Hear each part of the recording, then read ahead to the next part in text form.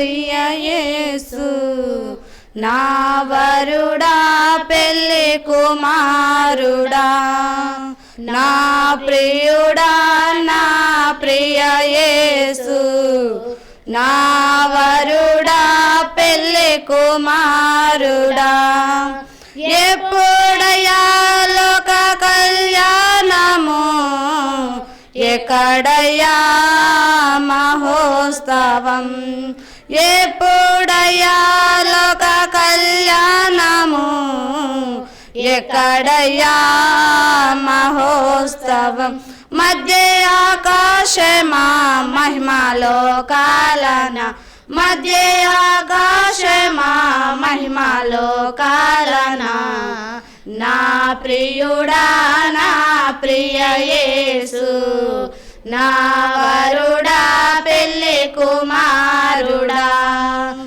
నా ప్రియుడా నా ప్రియ యేసు నా వరుడా పెళ్లి కుమారుడా నరులలో నీవంటి వాడు ఎక్కడయ్యా నాకు కనరాడు నరులలో నీవంటి వాడు ఎక్కడైనా నాకు కనరాడు నీ ప్రేమ మధురం నీ ప్రేమ అమరం నీ ప్రేమ మధురం నీ ప్రేమ అమరం పరలోక సౌందర్య తేజోమయుడా 10,000లో అతి సుందరుడా పరలోక సౌందర్య తేజోమయుడా 10,000లో అతి సుందరుడా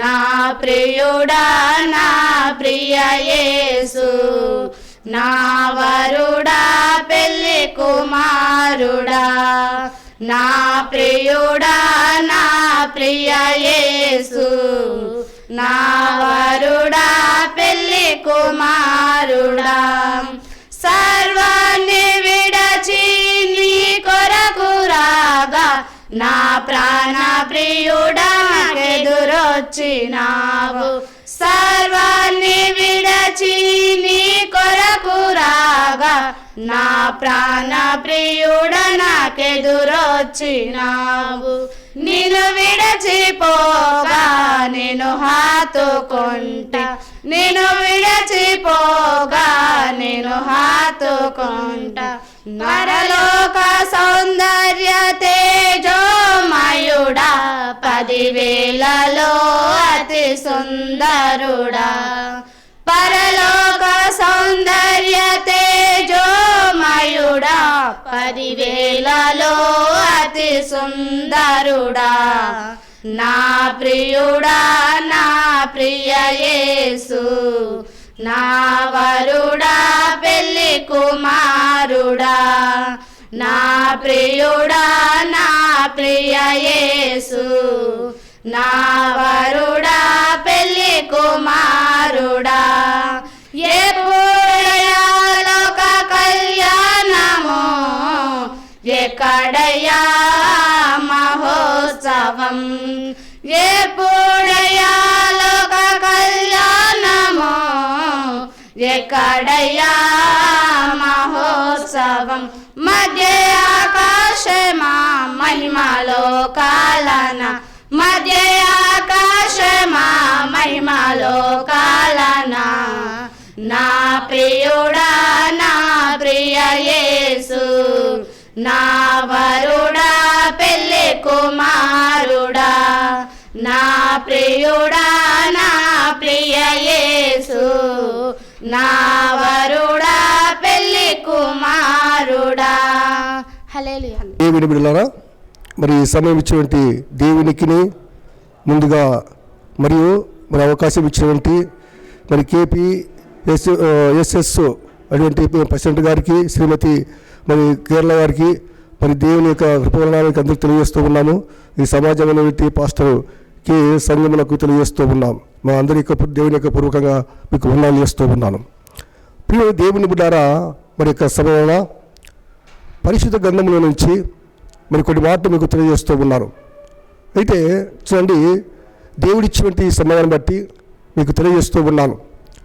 దేవుడు మరి యేసు ప్రభు మరి యొక్క సమయంలో మరి లూకా సువార్త మరి 15వ అధ్యాయము మరి 11వ వచనంలో ఒక ఉపమానమును బోధిస్తూ ఉన్నాడు.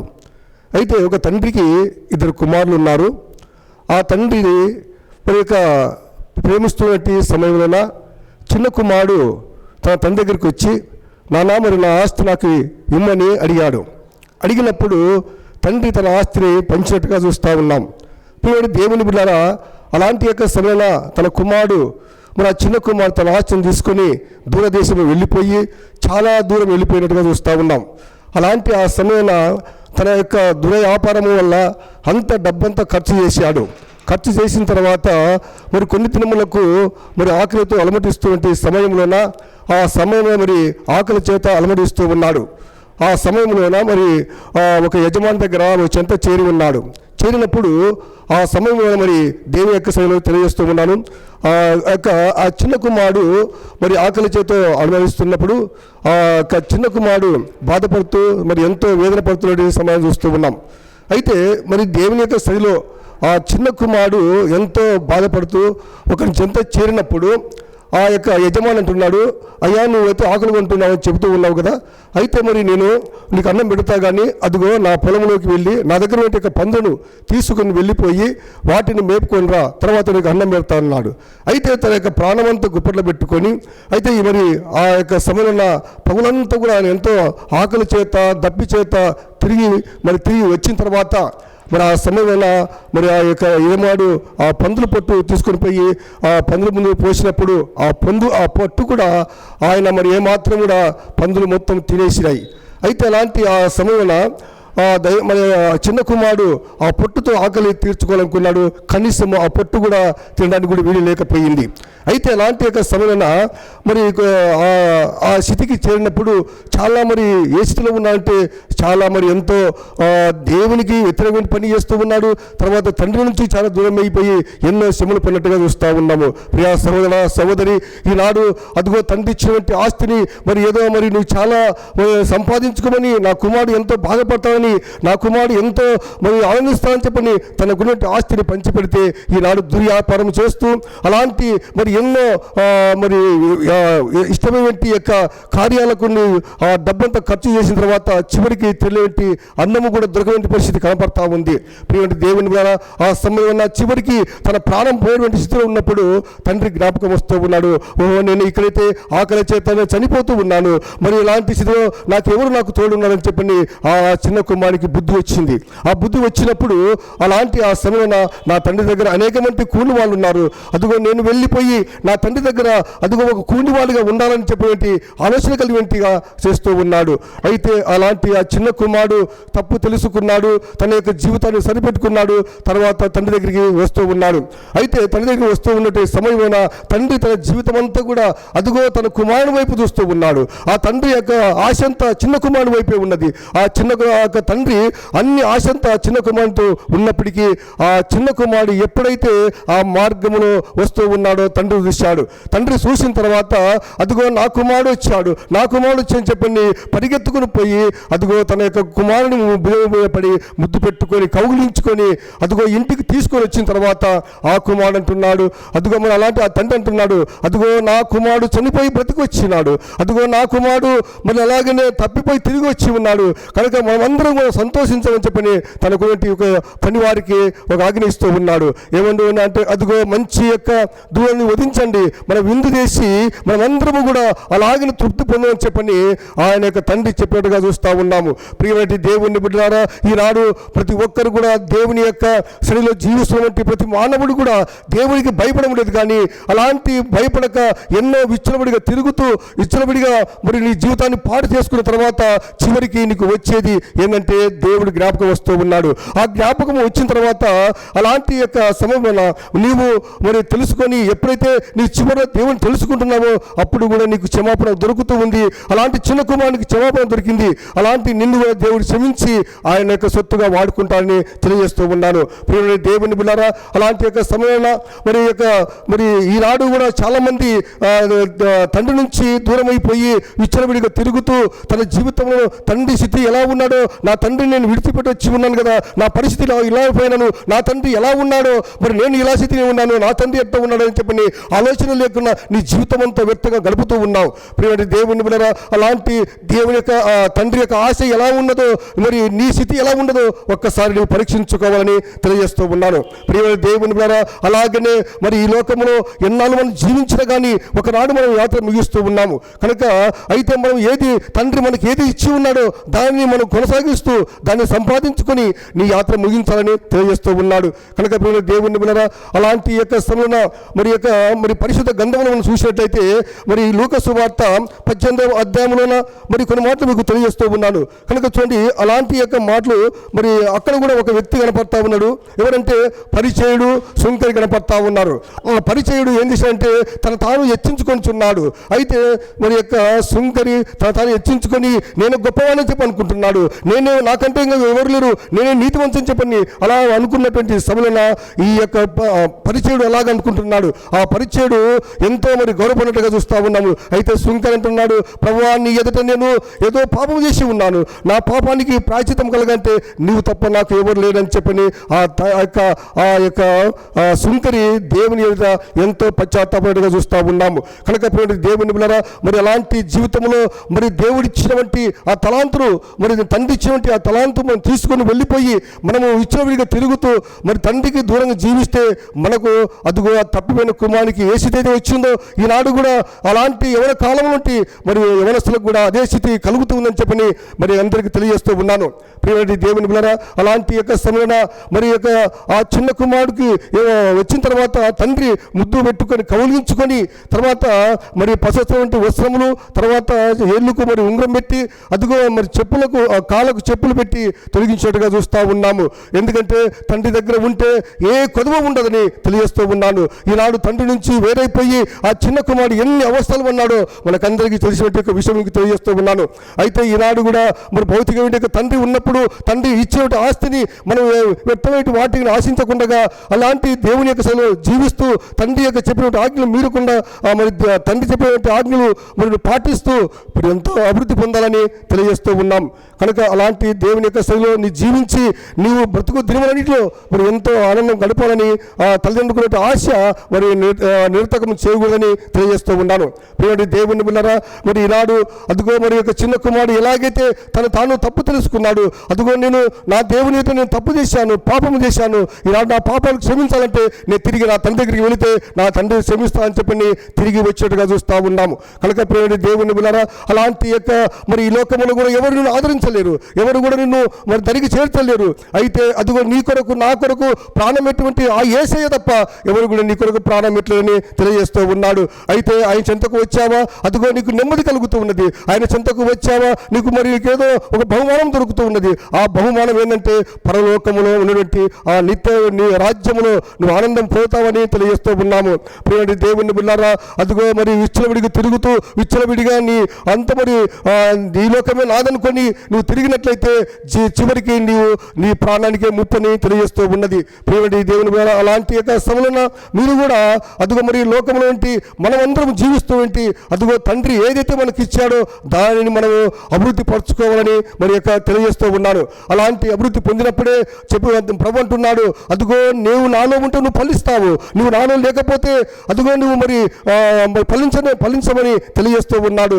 ప్రభులో ఉంటే మనం ఫలిస్తాము, మరి లేకపోతే మనం ఇష్టాంతరంగా జీవిస్తే మరి నాశనానికి గురైపోతూ ఉన్నాము. కనుక ప్రియమైన దేవుని బిడ్డలారా, అలాంటి చిన్న కుమారుడికి బుద్ధి వచ్చింది. తర్వాత తన తప్పు తెలుసుకున్నాడు, ఆయన తండ్రి దగ్గరికి వచ్చాడు, తండ్రి క్షమించి తన యొక్క సొత్తుగా వాడుకున్నట్టుగా చూస్తూ ఉన్నాం.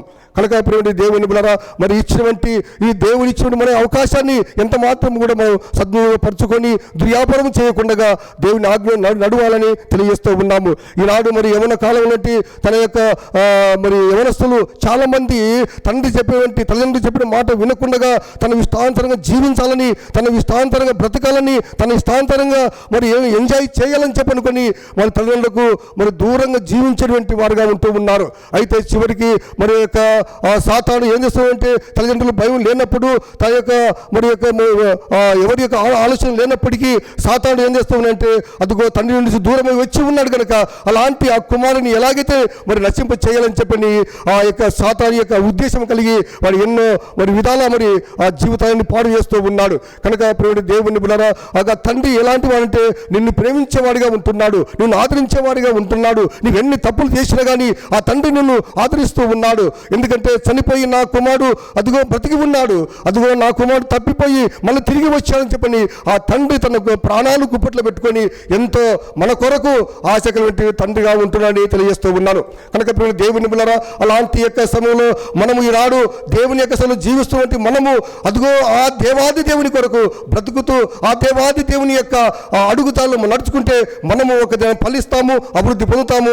మన యొక్క జీవితం ఎంతో ధన్యతగా ఉంటుందని యేసు నామములో మీకు అందరికీ తెలియజేస్తూ ఉన్నాను. కనుక దేవుని బిడ్డలారా, యవన కాలం నుండి ఓ యవనస్తుడా, ఓ యవనురాల్లా, అదిగో మరి దేవుడు తండ్రి ఏదైతే నీకు ఇచ్చాడో ఆ ఆజ్ఞ మాత్రము మరి ఎంత మాత్రం నువ్వు తుణీకరించుకోకుండా అదిగో తండ్రి ఇచ్చినటువంటి ఆ ఆస్తిని నువ్వు పాడు చేసుకోకుండా అదిగో నువ్వు అభివృద్ధి పొందాలని ఆ తండ్రి ఎంతో ఆశ కలిగి ఉంటున్నాడు. ఆ ఆశ కలిగిన ప్రాణాలను మనం నివర్తము చేయకుండా ఆ తండ్రి యొక్క ప్రేమను మనం వర్ధిల్లినట్లయితే నీవు ఈనాడు ఎంతో ఆశీర్వాదం కలిగి ఉంటావని తెలియజేస్తూ ఉన్నాడు.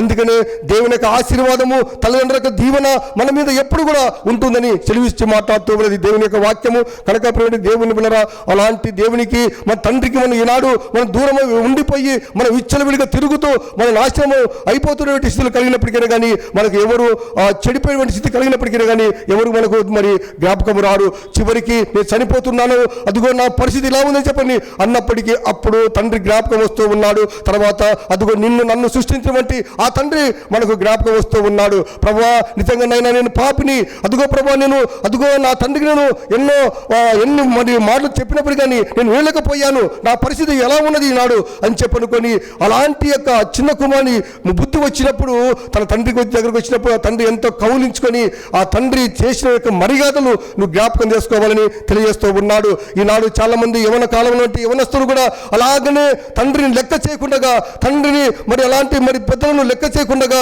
తన జీవితంలో సుఖాన్ని అనుభవించాలని చెప్పనుకొని చాలా మరి వెళ్ళిపోయినట్టుగా చూస్తూ ఉన్నాము. అయితే మరి ఈనాడు కారణము మరి చనిపోయే కారణము అలాంటి మరి అనేకమంది వాటికి గురైపోతున్నామంటే అదిగో మరి ఎక్కడ చూసినా కానీ యాక్సిడెంట్, ఎక్కడ చూసినా కానీ మరణాలు ఇవన్నీ సంభవిస్తున్నామంటే అదిగో మనకు పుట్టించబట్టి తండ్రి కొరకు మనం భయపడడం లేకపోతున్నాము. అదిగో నన్ను సృష్టించబట్టి ఆ సృష్టికర్త వంటి యేసు కొరకు మనం బ్రతకలేకపోతున్నాము. కనుక అలాంటి ఆయనకు మరి భయపడలేకపోతున్నాము. అలాంటి ఆ భయము ఆ భక్తి కలిగి నీవు జీవించాలని యేసు నామములో తెలియజేస్తూ ఉన్నాను. ఇచ్చినటువంటి అవకాశాన్ని బట్టి మీకందరికీ కూడా ప్రభువును తెలియజేస్తూ మరి యొక్క ప్రార్థన చేసుకుందాము.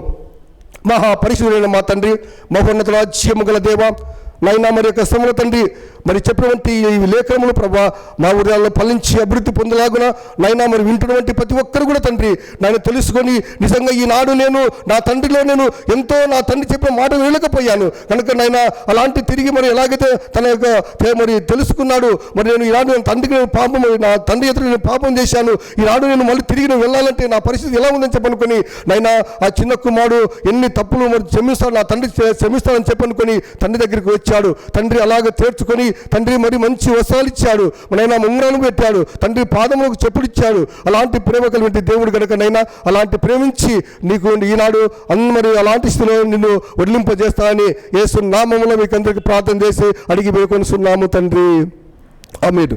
ప్రియ దేవుని బిడ్డలారా, మరి యొక్క సమయంలో మరి మన పరమతండ్రి దేవుని ప్రేమయు మన రక్షకుడైన యేసుక్రీస్తు కృపయు పరిశుద్ధాత్మక అన్యోన్య సహవాసము సకల దీవెనల ఆశీర్వాదములను మరి ఇప్పుడు మనకందరికీ మరి సదాకాలము తోడే ఉండి నడిపించుదును గాక.